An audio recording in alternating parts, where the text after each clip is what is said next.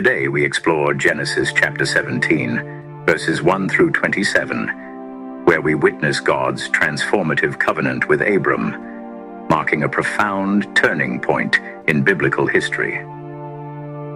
This chapter details the deepening of God's relationship with Abram and the establishment of a covenant that would shape the destiny of many nations. At the age of 99, Abram encounters God, who commands him to walk blamelessly. God then reveals his promise, changing Abram's name to Abraham, which means father of many nations. This change signifies Abraham's new role as the patriarch of a multitude of nations and kings. God promises Abraham that he will be exceedingly fruitful and that this covenant will pass through his generations as an everlasting bond between God and his descendants. Furthermore, God promises the land of Canaan to Abraham's descendants as an everlasting possession and reiterates his role as their God. The sign of this covenant is circumcision, which is to be carried out on every male in Abraham's household and all future generations.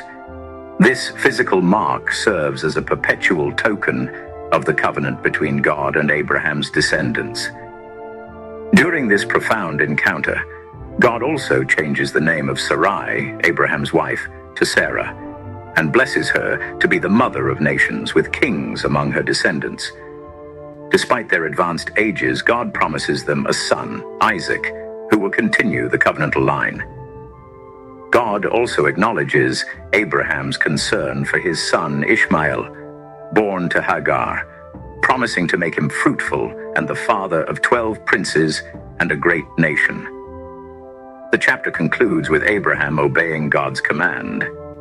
He and all the males in his household, including Ishmael, undergo circumcision on the same day, marking their commitment to God's covenant. This narrative is not just about the establishment of a covenant, but also about faith, obedience, and the transformative power of God's promises. Abraham's willingness to adhere to God's commands, even when they entail significant personal change, teaches us about the depth of faith and commitment expected of those who seek to walk with God. As we reflect on this passage, let's consider our own lives. Are we willing to make sacrifices and changes when God calls us?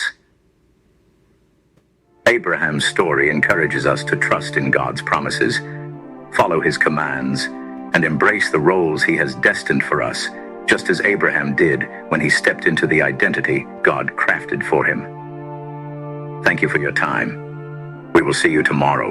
Remember, you are loved.